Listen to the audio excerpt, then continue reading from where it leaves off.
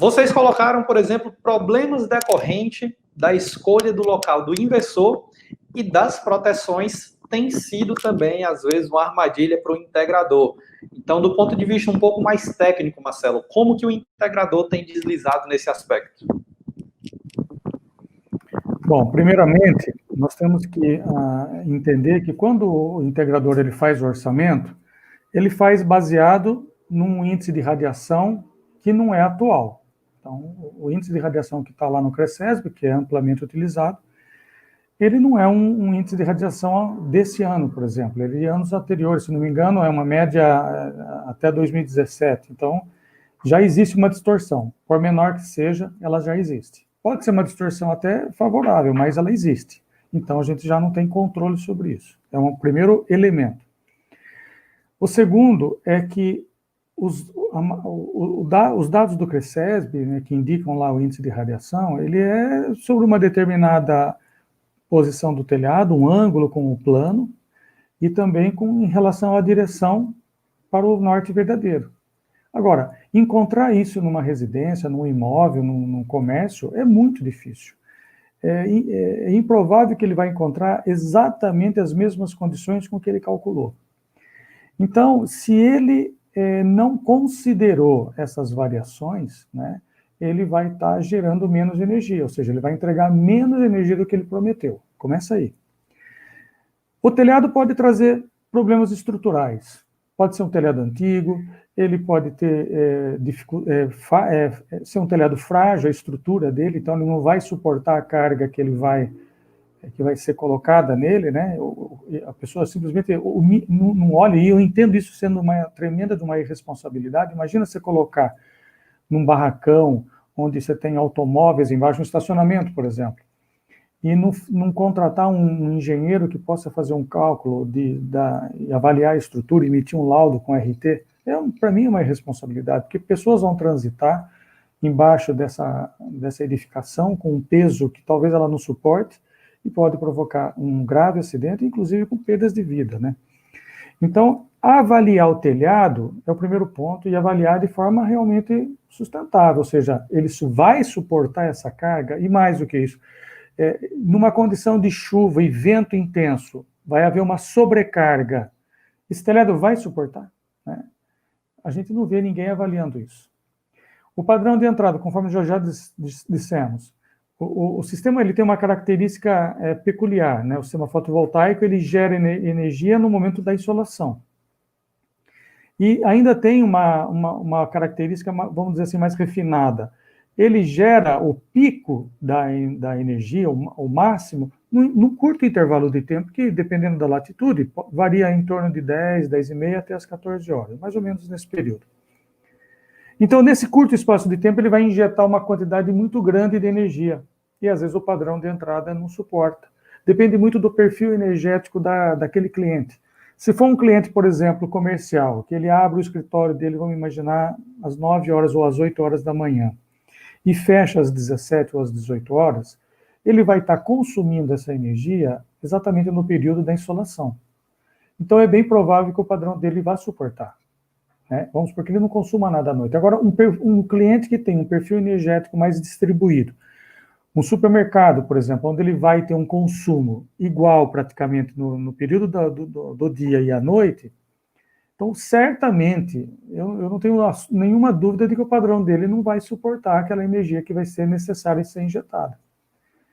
Então, são requisitos que têm que ser avaliados. Inclusive, a posição onde vai ser instalado o inversor. Onde eu vou colocar esse equipamento? É muito comum a gente receber ligações dos nossos integradores e franqueados dizendo o seguinte: olha, principalmente em casas novas, condomínios já condomínios modernos, onde o cliente já tem, por exemplo, um sistema de aquecimento de água solar. Então, ele tem lá um boiler, tem aquela casinha em cima, e ele não quer, aliás, o arquiteto dele não vai permitir que você coloque um inversor numa determinada área que vai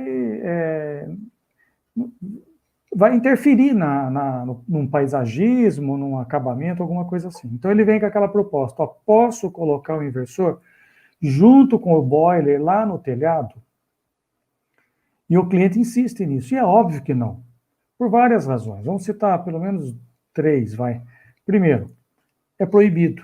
A normativa diz o seguinte, que o inversor tem que ser instalado a 1,70 m do piso e que possa ser visualizado, né, de uma pessoa em pé. Então, em torno, mais ou menos, de 1,70 m, 1,60 m, mais ou menos isso. E de fácil acesso. Começa aí, existe uma regra para isso. Depois, é um elemento, um equipamento onde ele vai estar recebendo uma energia numa tensão alta, embora a corrente seja baixa, mas as placas, elas trabalham, o circuito das placas trabalham desde 500 volts até 800 volts na média, e pode ultrapassar isso. Então, imagina você estar injetando no equipamento 1000 volts, por exemplo. Nós temos ali um perigo de um incêndio. É um equipamento que vai aquecer e ele pode pegar fogo. Agora, imagina se ele pega fogo por alguma falha, é um equipamento elétrico, ele pode cair, pode acontecer uma falha.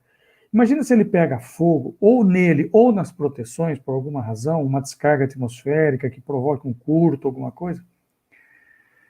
Pega fogo lá no telhado, lá numa casinha. Qual é a probabilidade de se conseguir conter esse incêndio? É 0.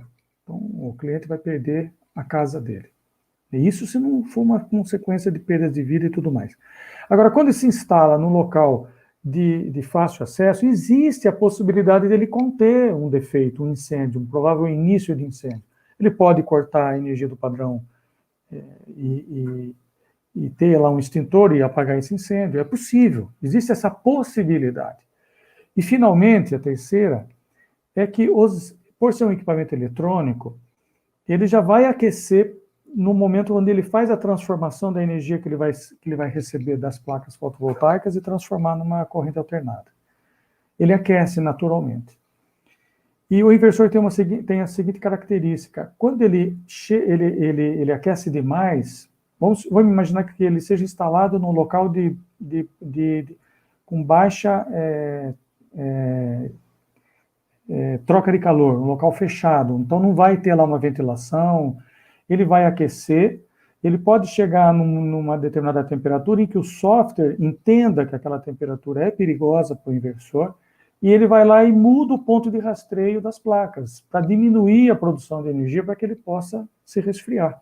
Ou seja, ele possa trabalhar numa faixa de segurança.